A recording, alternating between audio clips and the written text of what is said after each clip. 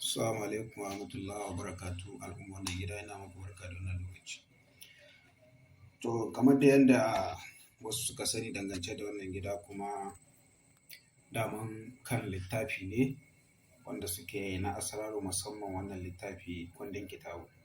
To abinda za a fara ganewa daga cikin wannan littafi kamar yadda na faɗi a da, na yi bayani akan za ni rika kawo sirrika muna yin lacca a kansu wanda suka shafi wannan littafi. Farko dai wannan littafi ya kunshi littattafai ne kala-kala ba wai guda ba a ciki. Su ne aka haɗa aka tada kundi guda. Kamar irin su Shamsul Ma'arif, Siratu Kun Fane Kun Fi Makan wa Kun, da Siratu Harut wa Marut, da Ɓandusi Gayatul Hakim, duka kusan sirri 20 jinin manuscript da sauransu. To a ciki akan samu magunguna kala-kala a cikin wannan littafi da yadda ake amfani da su, domin ba kawai ya kunshi iya sirrika ba ne ba, magunguna wanda suke na gargajiya da kuma sirri wanda suke gaibu ne.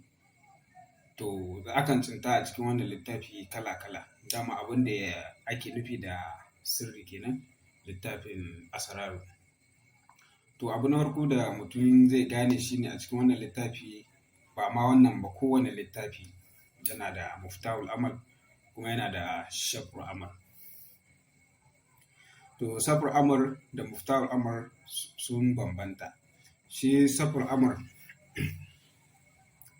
shine takobin umarni kenan. Kowane littafi yana da nashi safrul amal, kamar wannan. Wannan na Shamsul Ma'arif ne. To kuma yana amfani, shi wannan littafi yana amfani da wannan safrul amal din. Ina nufin muftahul amal, wannan shine muftahul amal din. Akwai safrul amal nashi shi ma, amma yanzu ban kawo safrul amal din ba. To wannan muftahul amal, shi kuma muftahul amal shine wato mabuɗin buɗe littafi. Kowane littafin sihiri yana da nashi mabuɗi na buɗewa. Shi kuma safrul amal shine takobin umarni, musamman idan ka kira wani iska ko kuma za ka tada wani aiki ko kuma wani ruhani, to mafi akasari kana da buƙatar wato safrul amal wanda yake takobin umarni, wanda shi za ka ba shi umarni ka aike shi ka yi mai wani abubuwan sannan ya maka hidima, za ka zama kamar sarki kenan misali. Shi kuma muftahul amal shine mabuɗin buɗewa. To mafi akasari akan yi laya da shi muftahul amal ɗin idan za ka buɗe littafi, sannan shi ma safrul amal ɗin ana laya da shi, sannan ya danganta da yanayin turare, kuma kowanne dalla-dalla akwai turaren da za ka yi amfani da shi, kowanne yana rubuce a cikin wannan littafi, kalar turaren da za ka yi amfani da shi da abubuwa da kuma wasu magunguna, sannan wani laƙanin shi kanshi shi kaɗai yana da nashi safrul amal. Ba wai iya littafi ne kawai ke da safrul amal ba, wani laƙanin shi ma yana da safrul amal. Sannan wannan littafi ya ƙunshi sirrika, musamman sirrikan da suka shafi wato Shamsul Ma'arif, akwai su da yawa a ciki, kuma dama na yi magana akan zan riƙa kawo shi ɗaya bayan ɗaya.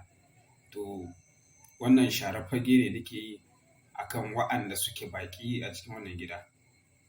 To in kai baƙo ne kuma kana iya yi mana subscribe, domin idan mun fara aza abubuwa kai ma za ka kasance cikin wa'anda suke gani.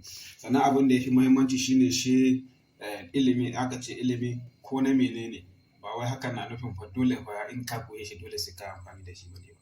Yana da kyau ko ilimi na menene a ce kai ma kana da shi, domin sirrin da a cikin wannan littafi sirri 1000 ne a ciki. To ko mu da muke karanta wannan abubuwa, ba komai ne muke samun dama mu yi ba. Inda sirri 1000 yanzu yaushe ne ma za ka yi, sai dai kai wani wanda kaga kana da sha'awar yin shi, ko kuma kaga ya hiye maka sauƙi, ko kuma kana da abin da za ka yi shi, to shi ne za ka yi. To amfanin ilimi kenan, in ka san abu daman to ba zai baka wahala ba. To a takaice zan takaita illa wannan gabar da na zo, insha Allah kuma zuwa can gaba zan ci gaba da kawo, kamar yadda na yi bayani, zan ci gaba da kawo abubuwa wanda suka shafi wannan littafi, tun daga shafi na 1 har zuwa shafi na 1000 insha Allah, inda ana bibiyar mu a cikin wannan gida mai albarka. Masha Allah.